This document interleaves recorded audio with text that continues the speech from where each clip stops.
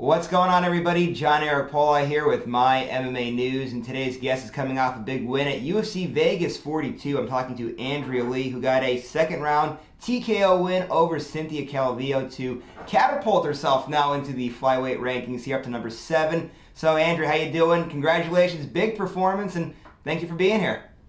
Thank you. I'm doing well. We just got home, day before yesterday, and I'm feeling really good. About to actually hit the gym here in a little while and just get back at it. Yeah, getting right back into things here, and let's talk a little bit about kind of how this all transpired, right? So you were supposed to fight Jessica I, who was ranked, I believe, number 8. You actually, in a way, I guess you say, you got lucky to a degree, right? Jessica gets hurt, she can't fight. Cynthia comes in on short notice, who's ranked 3 spots higher at number 5. We were doing interviews a few months ago where you were talking about like not stressing about the rankings, but you admitted the last time, right? You are kind of starting to creep a little bit when you have somebody like number 5 there. So just how good does it feel after what you went through of losing so many close fights by split decision to get a win, a quality win, a TKO win over the number 5 opponent in the world, to get up now into the top tier of this division, now really right in the mix of things here at 125 pounds? Yeah, it feels great. Like you said, I wasn't really worried about the rankings, and even after I won that fight, like the rankings wasn't really something that was necessarily on my mind. But I'm so happy to finally be back in the mix of everything.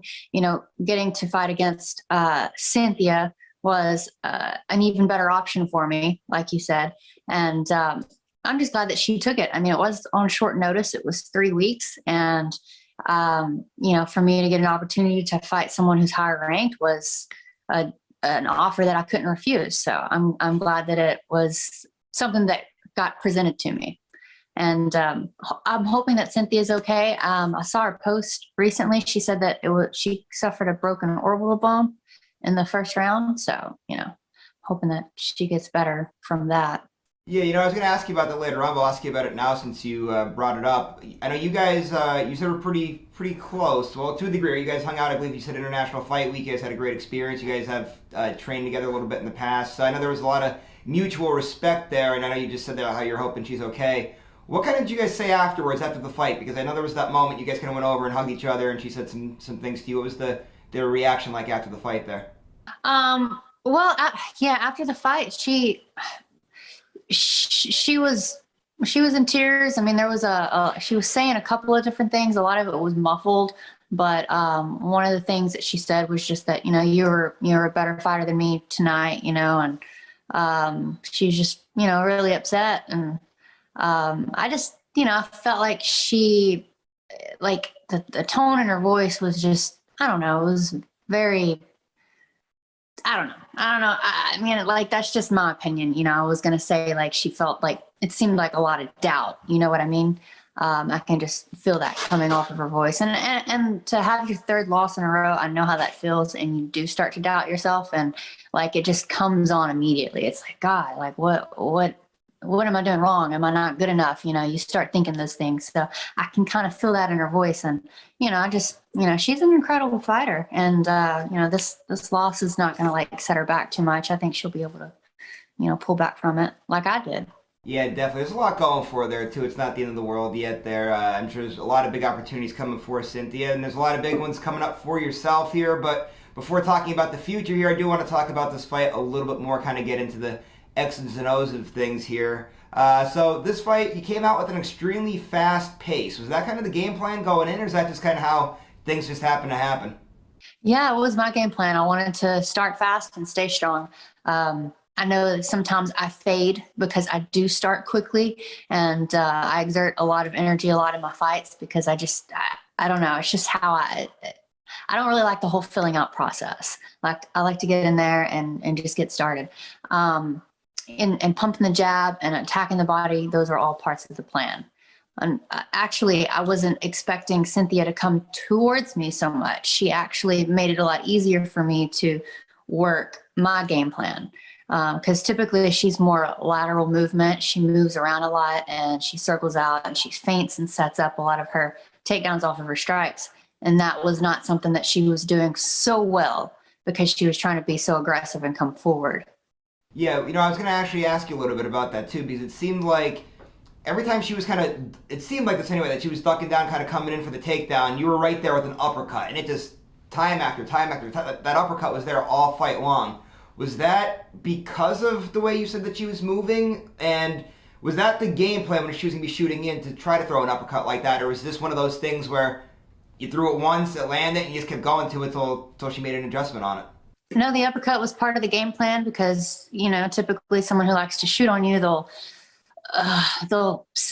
think about it twice if you continue to land like even just a knee or an uppercut, and working straight shots was something that like I thought would be better for me. I throw a lot of hooks and a lot of my hooks don't land.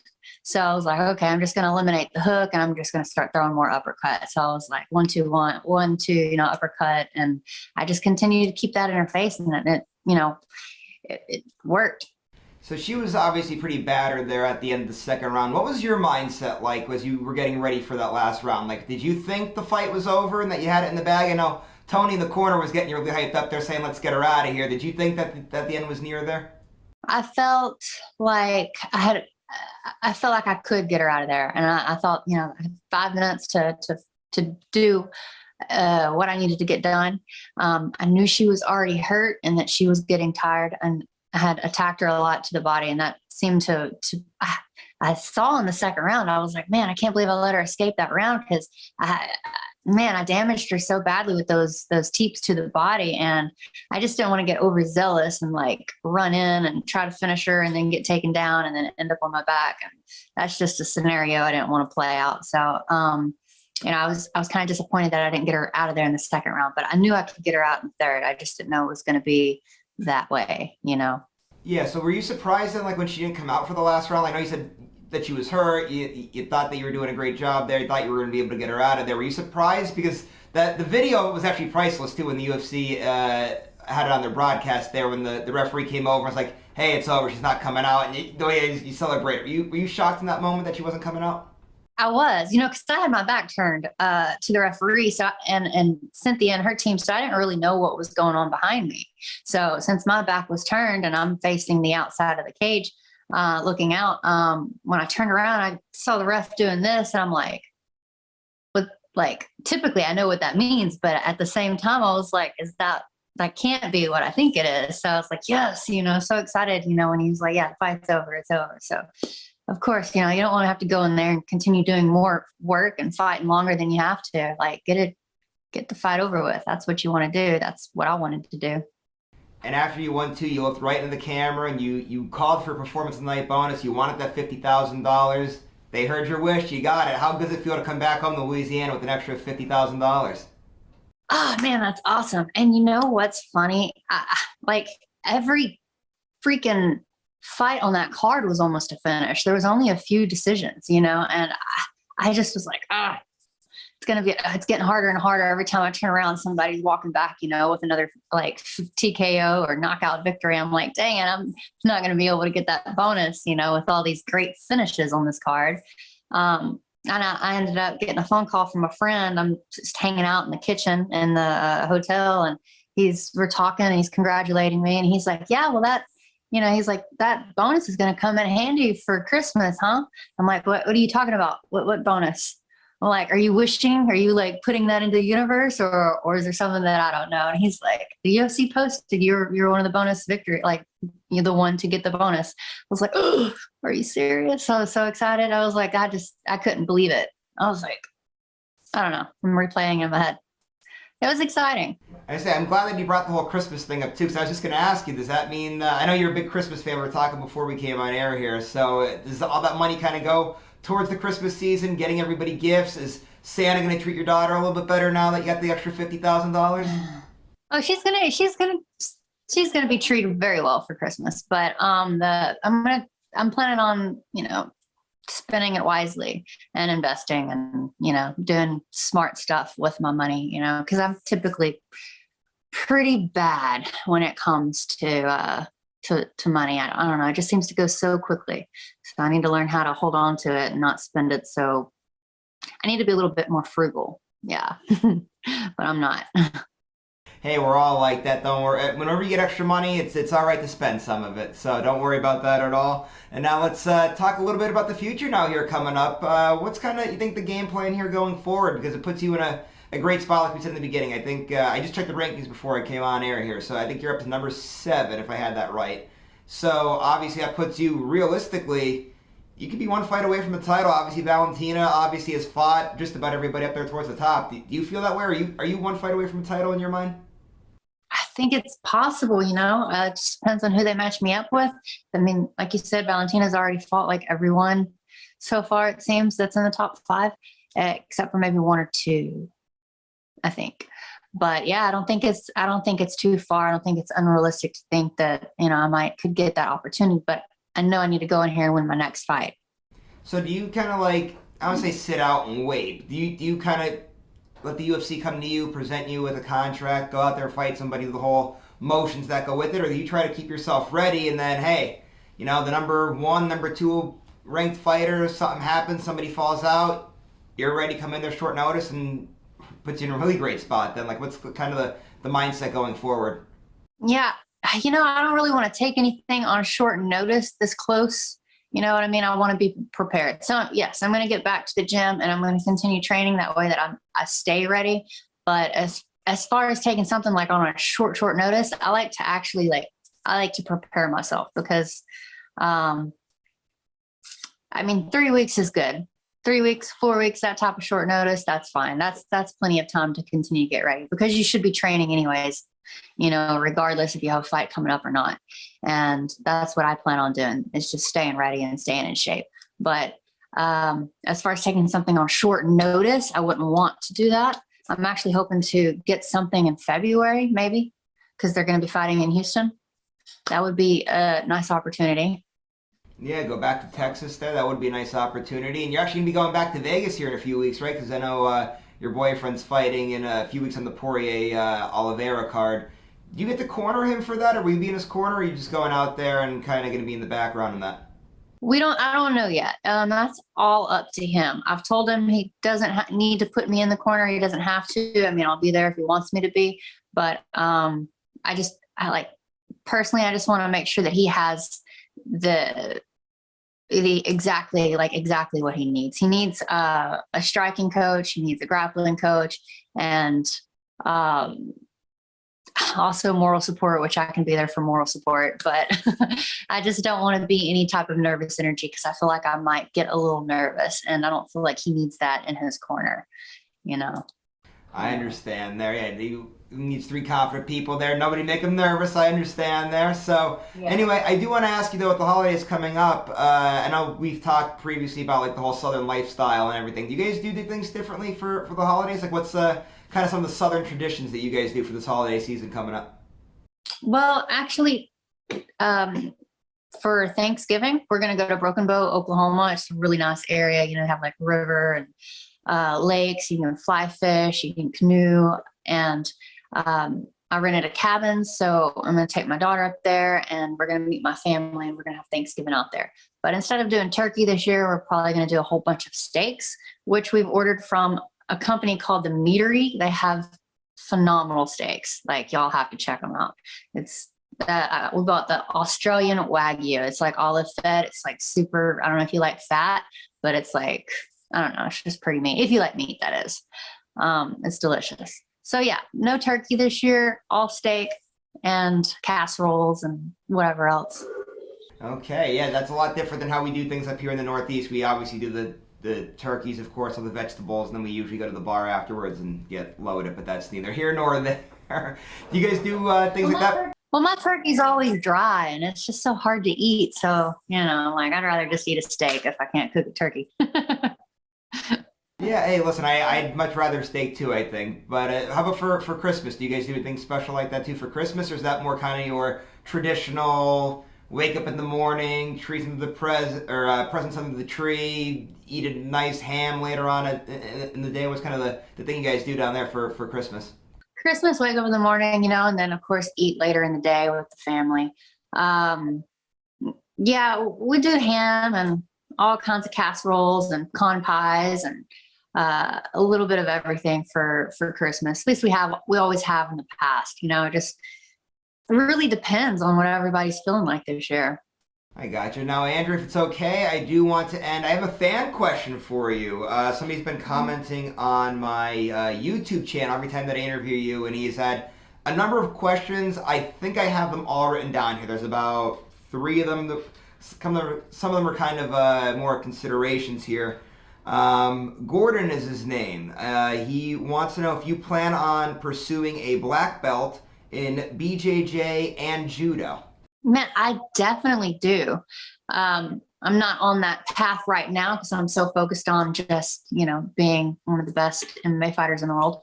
But as far as getting a black belt in Brazilian Jiu-Jitsu and Judo, yes, I do want to get that eventually.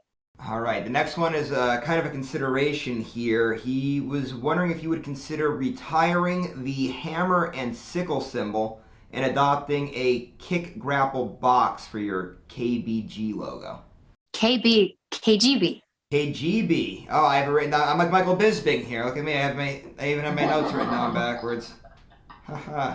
There we go. I'm busting you about Bisping before screwing it up there. I'm doing the same exact thing here. Well, I guess would you consider adopting that like he's asking you there? Actually, that's already been dropped. And I dropped that a while ago, actually. I don't use that. And KGB to me, is kicking girls' butts. It's not really the whole Russian sickle and a hammer, but yes, I did kind of like play into that during my Invicta days.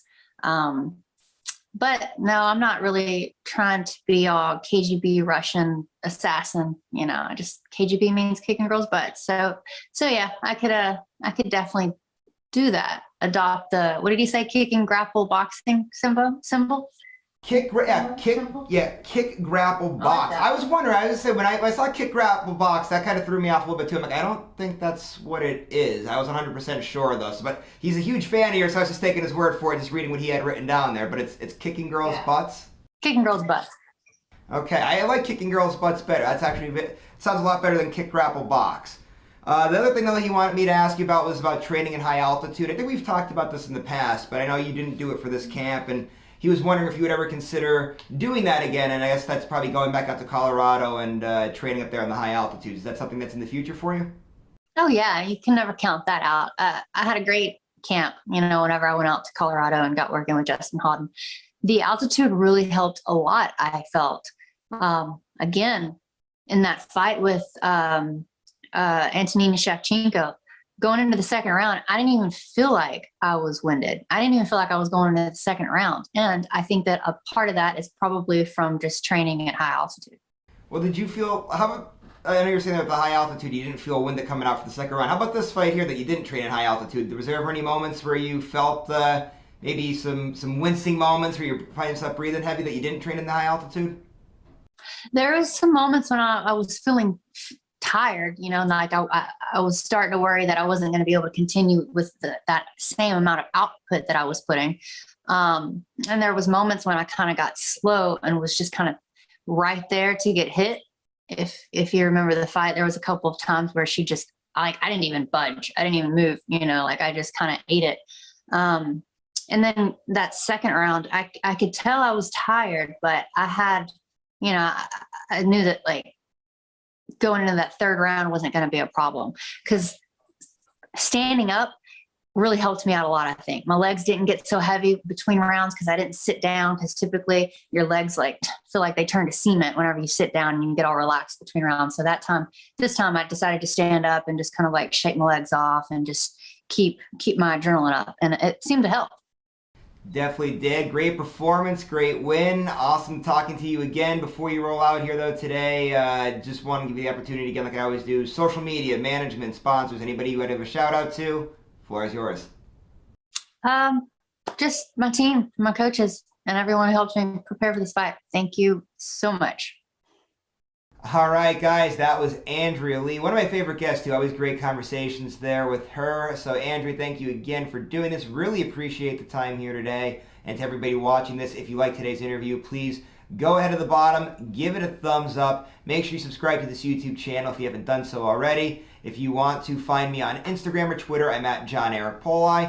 Make sure you guys also go to My MMA News, to our social media accounts. We have great stuff that comes out there. Also, I know you guys are going to our website already, so make sure you guys keep checking out the great work that we put out there as well. We'll see you later, everybody.